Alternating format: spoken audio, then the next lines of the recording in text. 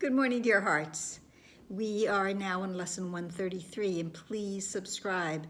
Today's lesson is I will not value what is valueless, and it is a little less challenging, let's say, than yesterday's lesson, If I Lose the World. So, but there are some overtones in it as well from yesterday, well, one or two, and also from, of course, previous lessons, and we'll get there. But it says sometimes in teaching there is benefit, particularly after you have gone through what seems theoretical and far from what the student has already learned, to bring him back to practical concerns. So it's saying right there, okay, we know yesterday's lesson was a little hard, but so now we're going to come back to the practical, because ultimately this is a practical course. This is a course that we are meant to use, and what good would it be if we didn't understand it? So we are given the tools to understand it. Today, the tools we are given are about how to make a decision. So we will do today, come back to practical concerns, and we will not speak of lofty world-encompassing ideas, but dwell instead on benefits to you. And then it says, you do not ask too much of life, but far too little. And then it tells us, oh, but there's no satisfactions in this world. But it says, today we list the real criteria by which to test all things you think you want. Okay, and unless they meet these sound requirements, they are not worth considering at all, for they can but replace what offers more. And what offers more is what we are being offered by God. God's gifts to us offer certainly more than this criteria and how we are making a decision.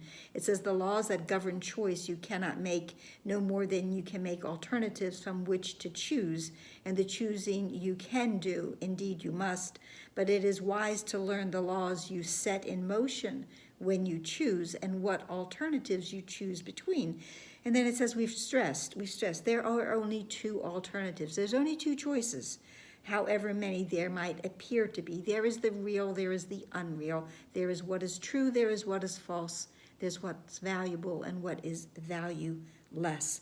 And it says each choice we make brings everything to you or nothing. So first is four. Just like in lesson 71, there's the four questions. What would you have me do? Where would you have me go? What would you have me say? And to whom? Well, today we have the four criteria for making any decision. And the first, if you choose a thing that will not last forever, what you choose is valueless. What fades and dies was never there. That's why there is no love but God's, because God's love doesn't fade and die. So when we choose God's love, we choose what is eternal, timeless, and forever. The second criteria, next, if you choose a thing to take it away from someone else, you will have nothing left. It's not for us to choose something because I don't want you to have it. That is not the good criteria. It says loss must offer loss and nothing more. So if I'm choosing it from a selfish point of view because I don't want you to have it, then I'm going to lose as much as you do. Third criteria, and I say it succinctly, to choose wisely. Your next consideration is the one on which the others rest. Why is the choice you make of value to you? What attracts your mind to it? What purpose does it serve? Here's the easiest of all to be deceived. For what the ego wants, it fails to recognize, and it does not even tell the truth as it perceives it, for it needs to keep the halo from what it uses to protect its goals from tarnish and from rust, that you may see how innocent it is, how innocent the ego is in making these decisions. So you're getting a hint here that all of these criterias, they're all coming from the ego mind. So if they're coming from my ego mind, are they going to be valuable? And then it has the fourth criteria, the last one, the criteria for which choice that is the hardest to believe because its obviousness is overlaid with many levels of obscurity. If you feel any guilt about your choice, you have allowed the ego's goals to come between the real alternatives, and thus you do not realize there are but two: the valuable, the valueless, the true, the false, what is meaningful, what is meaningless, and the alternatives you think you can choose between. So all things are valuable or valueless, worthy or not of being sought at all, entirely desirable or not worth the slightest effort to obtain. Choosing is easy just because of this. So if all of these criteria that we've been given really have the shadow of the ego upon them, then how do we decide? That's easy. We give it to the Holy Spirit, because truly only the Holy Spirit can make the decision for me. Only the Holy Spirit will never choose what is valueless. And I'm in good hands when I give all of my decisions over to the Holy Spirit. Complexity is nothing but a screen of smoke. What is to gain to you in learning this? It is far more than merely letting you make choices easily and without pain. Heaven itself is reached with empty hands and open minds.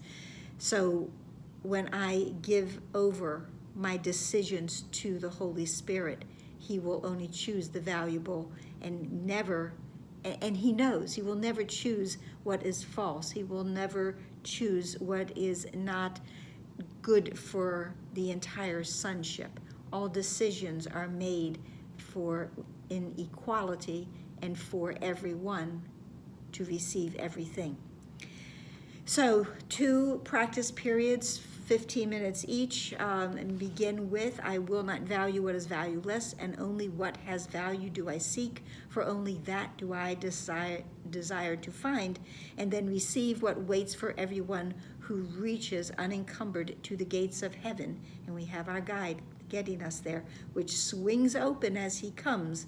Should you begin to let yourself collect some needless burdens or believe you see some difficult decisions facing you, be quick to answer with this simple thought: I will not value what is valueless, for what is valuable belongs to me.